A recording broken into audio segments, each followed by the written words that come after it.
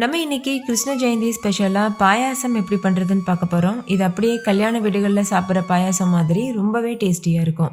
ஜவரிசி சேமியா போட்டு நல்ல ரிச்சான டேஸ்ட்டில் பாயாசம் எப்படி செய்கிறதுன்னு பார்க்கலாம். ஹாய் ஃப்ரெண்ட்ஸ், வணக்கம். என் பேர் Abhi. Welcome to Indian recipes Tamil. வீடியோக்குள்ளே போகிறதுக்கு முன்னாடி நம்ம சேனல் இந்தியன் ரெசிபீஸ் தமிழை சப்ஸ்கிரைப் பண்ணிக்கோங்க. கூடவே இருக்க பெல் சிம்லையும் கிளிக் பண்ணிக்கோங்க.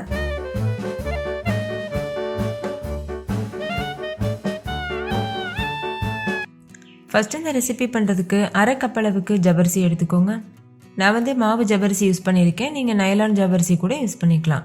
இது தண்ணியில் போட்டு 2-3 டைம் நல்லா வாஷ் பண்ணிவிட்டு அதுக்கப்புறமா இது முங்குறது அளவுக்கு தண்ணி சேர்த்துட்டு ஒரு அரை மணி நேரத்துக்கு ஊற வச்சுக்கோங்க.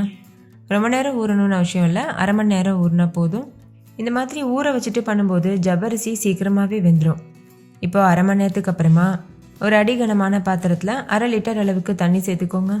தண்ணி நல்லா சூடானதுக்கப்புறமா நம்ம எடுத்து வச்சுருக்க ஜவரிசி இருக்குல்ல, அதை தண்ணியை வடிச்சிட்டு அதுக்கப்புறமா சேர்த்துக்கோங்க. இப்போ பாருங்கள், தண்ணி நல்லா கொதித்து வர ஆரம்பிச்சிருச்சு. இப்போ நம்ம ஊற வச்சுருக்க ஜவரிசியை தண்ணியை வடிச்சிட்டு இது கூட சேர்த்துருங்க. சேர்த்துட்டு லோ ஃப்ளேமில் வச்சு நல்லா கலந்துக்கோங்க. ஜவரிசி கண்ணாடி பதம் வர வரைக்கும் நல்லா வேக வச்சுக்கோங்க. முழுமையாக வெந்துடக்கூடாது. ஒரு கால்வாசி வெந்ததுக்கப்புறமாவே நம்ம சேமியா சேர்த்துடணும். அப்போ தான் ஜவ்வரிசி சேமியா ரெண்டும் வேகிறதுக்கு டைம் கரெக்டாக இருக்கும். இப்போ ஒரு அரை கப் அளவுக்கு சேமியா சேர்த்து நல்லா மிக்ஸ் பண்ணிடுங்க. ஜவ்வரிசி லேசாக கண்ணாடி மாதிரி வர ஆரம்பிக்கவுமே நம்ம சேமியா சேர்த்துட்டு கலந்துடணும்.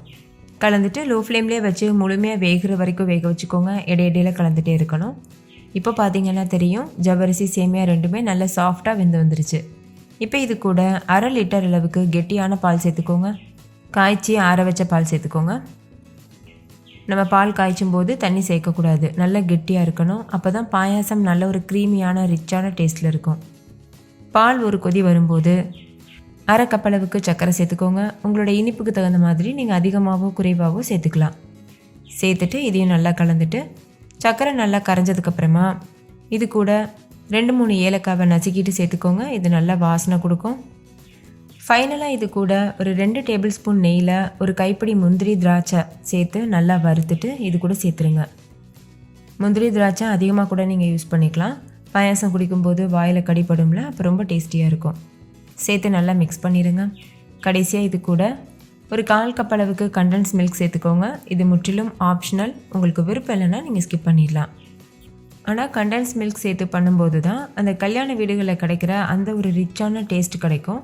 நம்ம ஹோட்டல்ஸ்லலாம் கூட சாப்பிட்ருப்போம், அப்போ கூட ஒரு ரிச்சான டேஸ்ட் வரும். அது நம்ம வீட்டில் செய்யும்போது வராது.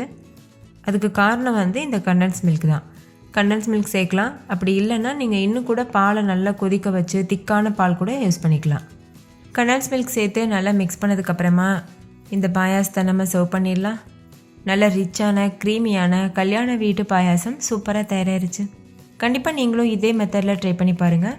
ட்ரை பண்ணி பார்த்துட்டு டேஸ்ட் எப்படி இருந்ததுன்னு கமெண்ட்டில் சொல்லுங்கள். நீங்கள் பாயாசம் செய்யும்போது ஏதாவது சீக்ரெட் இன்க்ரீடியண்ட் ஆட் பண்ணுவீங்கன்னா அந்த இன்க்ரீடியண்ட் என்னென்னு கமெண்ட்டில் சொல்ல மறந்துடாதீங்க. ஓகே ஃப்ரெண்ட்ஸ், இந்த வீடியோ எல்லாருக்கும் ரொம்ப பிடிச்சிருக்குன்னு நம்புகிறேன். பிடிச்சிருந்தா லைக் பண்ணுங்கள், உங்கள் ஃப்ரெண்ட்ஸ் கூட ஷேர் பண்ணுங்கள். நீங்களும் செஞ்சு பார்த்துட்டு டேஸ்ட் எப்படி இருந்ததுன்னு கமெண்ட்டில் சொல்லுங்கள். தேங்க்யூ, பாய்.